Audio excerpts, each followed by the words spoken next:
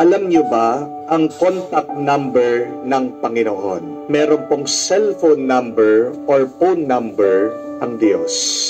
3 lang pong numero, memorize nyo. 333. Saan ko naman po nakuha yun? De siyempre sa Biblia. San pa ba?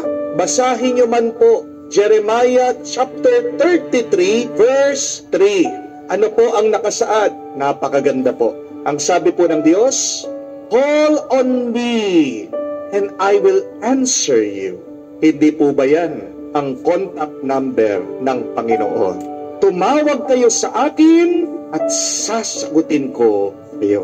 Jeremiah 33 verse 3. Ano po ulit ang contact number ng Diyos? 333. Bakit ba minsan hindi sinasagot ng Diyos ang ating dasal? Baka naman hindi tayo nagdarasal. Baka naman hindi tayo tumatawag sa Kanya. Anong madalas sa ginagawa ng napakarami sa atin? Nagre-reklamo. Anong sabi ni San Pablo? Do everything without complaining. You call on God, but do not complain. And how much do you call on God? How often do you call on the name of the Lord? Anong sabi ng ating Panginoong Jesucristo? Huwag kayong magsasawang magdasal. Huwag kayong magsasawang manalangin. Marami sa atin, minsan lang tumawag. Marami sa atin, paminsan-minsan lang nagsisimba. Marami sa atin, tinatawag lang ang Panginoon may kailangan. At ano ang tawag mo pag naaalala mo yung tao pag may kailangan ka? Hindi po yan pagmamahal. Ang tawag dyan, gamitan. Hindi po ba? Naaalala mo yung tao pag kailangan mo siya. Hindi po yan relasyon. Yan ay business. Yan ay negosyo. Hindi natutuwa ang Diyos. Pag naaalala lang natin siya pag meron tayong kailangan. Gusto mo na ipagkaloob ng Diyos palagi ang kanyang pagpapala, ang kanyang grasya, ang kanyang bendisyon sa iyo? Call on God always. Nasa inyo na po yung number niya, 333. At pag sumagot ang Diyos sa ating tawag, madalas ito po ay sa pamamagitan ng isang pangako. That is how God answers us, through a promise. Alam na alam mo na malapit mo nang tanggapin ang iyong pinapanalangin pag meron ng sinabi at binanggit na pangako ang Diyos. Yan po yung ating narinig sa ating mga pagbasa. Sa unang pagbasa, isang ina na palaging nananalangin gustong magkaroon ng anak. Nagpadala ng sugo ang Panginoon, sinabi sa kanya, huwag kang mag-alala, magkakaroon ka ng anak. At nagkatotoo nga. Sinong anak niya? Si Samson, isang hukom, a judge. Alam natin ang kwento ni Samson, ang malakas, ang nakatalo sa mga Pilisteo. Bago siya binigay dito sa ina, isa munang pangako ang binanggit ng Diyos. At ganyan din ang kwento ni Zacarias at ni Santa Isabel. Matagal na silang nagdarasal, nananalangin, humihingi na magkaroon ng anak para makumpleto ang kanilang pamilya. Bago man magkaroon ng laman, itong si Elizabeth, nagpakita ang anghel kay Zacarias. And God made a promise to him. Ang iyong asawa ay magdadalang tao.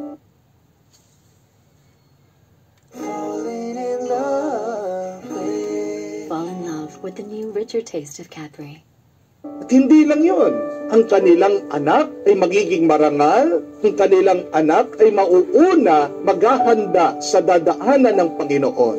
Before the answered prayer, there was a promise. And what is so beautiful also in our reading today is the meaning of the name of Elizabeth. Alam niyo po ba kung ano ang ibig sabihin ng pangalan na Isabel o Elizabeth? It means God's oath, God's promise. Dahil nagtiwala si Santa Isabel dito sa pangako ng Diyos, nagkatotoo. Pero tingnan niyo po kung ano mangyayari sa atin pag pinagdududahan natin ang pangako ng Diyos. Hindi lang yung hindi tayo niya pagpapalain, tayo'y mapaparusahan. Kamukha ni Zacarias. Sinabi na ng Diyos pero hindi pa siya naniwala. Mga kapatid, ang pangako ng Diyos ay hindi kamukha na pangako ng tao. Madalas tayo'y nangangako, pero pinapako natin. Madalas tayo'y sumusumpa, pero hindi natin sinusundan. Madalas tayo gumagawa ng pangako para na lang magkahiwalay at wala na pag-uusapan. Pero hindi ganyan ang Diyos. When God promises, He fulfills. Pag sinabi ng Diyos, gagawin niyang totoo. Bakit nangangako pa kasi ang Diyos? Bakit hindi na lang bigay ng Diyos agad-agad ang ating hinihiling? Mga kapatid, ginagawa ito ng Diyos dahil gusto niyang subukan tayo. God is testing us. And what is the test? God wants to see if we are willing to wait. Because if you can wait, if you can be patient, waiting for the promise of God, it means one thing. You are trusting in the Lord. Ang mga marunong maghintay, ang mga marunong magtiyaga at magpasensya, sila yung mga taong may pananampalataya at malalim na tiwala sa Diyos. How can God knows that you really trust Him? You show it by your patient waiting. Sa pamamagitan ng ating paghihintay, diyan natin pinapakita, pinapatunayan, pinapatotoo, Panginoon, nagtitiwala kami. At hindi ba sabi natin, hindi ka makakatanggap ng pagpapala kung hindi ka naniniwala. In order to receive, you must believe. Amen? And the sign of your belief is in your patient waiting. So, are you patient? Are you willing to wait on the promise of God? Pag nakikita ng Diyos na matyaga ka, naghihintay ka, huwag ka mag-alala. Darating ang iyong hinihintay. Ipagkakaloob niya kung ano ang iyong pinagdarasal. Paano natin malalaman? Paano tayo makakasiguro na totoo ang mga pangako ng Diyos? Simple lang po, kunin yung mga Biblia nyo. Buksan nyo ang salita ng Diyos. Because the Bible is the collection of the promises of God that He has fulfilled. Wala pong pangako na hindi tinupad ang Diyos na nakasulat sa Biblia. Yan po ang mga nakita ng mga eksperto, ng mga Bible scholars. Yung mga pangako ng Diyos sa Old Testament, nagkatotoo sa New Testament, lalong-lalo na pagdating sa ating Panginoong Jesucristo. Walang salita na hindi nagkatotoo na nakasulat sa ating Biblia. So my dear friends, hold on to God's promises, to God's Word. Kumapit lang tayo sa Kanyang mga salita. Yan ang pangako ng Diyos na tunay na magkakatotoo. Kung may sakit ka, panghawakan mo ang sinabi ng Panginoon, Jeremiah chapter 30, verse 17. Anong sabi niya? I will restore your health unto you. I will heal your wounds. Naghihirap ka? Anong pangako ng Diyos? Mababasa niyo po, Deuteronomy chapter 15, verse 4 to 5. Sabi niya, ayaw ko na meron sa inyo ang naghihirap, and I will bless you richly in the land of the Lord if you follow my commands. Meron pong merong kondisyon. Yung mga marami sa atin na naghihirap, merong utang. Gusto ng Diyos na payamanin ka. Gusto ng Diyos na iangat ka. Pero anong kailangan mong gawin? You should follow the command of God. Nangangamba ka, natatakot ka, naguguluhan ka, nalilito ka. Ano po ang sabi ng Panginoon? Matthew chapter 28 verse 20, I will be with you until the end of the world. Kasama natin siya.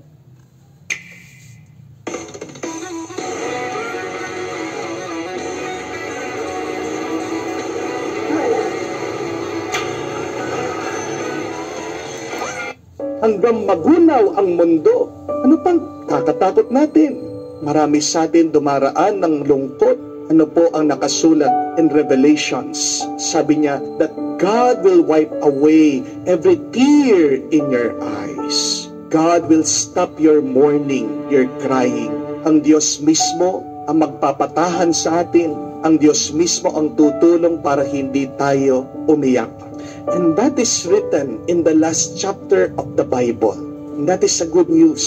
Bakit? Dahil kung sinulat ito sa kahuli-huliyang libro ng Biblia, nung ibig sabihin, magkakatotoo sa ating panahon.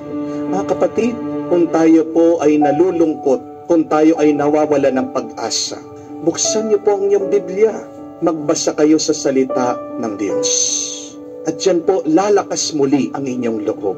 Diyan muli, magkakaroon tayo ng bagong buhay. Ano po ang ibig sabihin ng hope? Hope means hold on, promise, entering. Hope, ulitin ko po, hold on, promise, entering. We have to declare the promise of God in our life. O sabi ko po, kailangan tayong kumapit sa salita ng Diyos. Madalas po, marami pumupunta dito sa ating parokya. Marami pong nagpapadasal. Pero pagkatapos ko silang ipagdasal, isa pong ginagawa ko, nagbibigay po ako ng pangako sa kanila. Pag meron pong may sakit, naka-wheelchair, tatanungin ko, gusto pa nilang makalakad. Pag sinagot oo, madalas sinasabi ko, sige po, sa susunod na pagbalik nyo dito sa parokya, dito sa simbahan, makakalakad na kayo. At totoo nga po, ilang buwan, ilang panahon, babalik sila dito, malakas na. Marami din po nagpadasal para pumasa po sa bar exam, sa board exam. Meron isa, sinabihan ko po, huwag kang mag-alala. Pagbalik mo dito, hindi ka na magdarasal, umiiyak dahil bumagsak ka. Pagbalik mo dito, umiiyak ka na dahil pumasa ka na sa board exam. At ganyan nga po nangyari. Last November, pagbalik po dito, umiiyak dahil isa na siya sa mga nasama pumasa sa board exam. When you declare a promise, you give hope to people. When you declare a promise, you strengthen people to move on. Mga kapatid, kung gusto po nating may matanggap na pagpapala sa Diyos, umpisahan natin na maniwala sa pangako ng Panginoon. Hope, hold on, promise, entering. Kumapit ka, paparating na, papasok na ang kanyang pangako, ang kanyang grasya, ang kanyang pagpapala sa iyong buhay.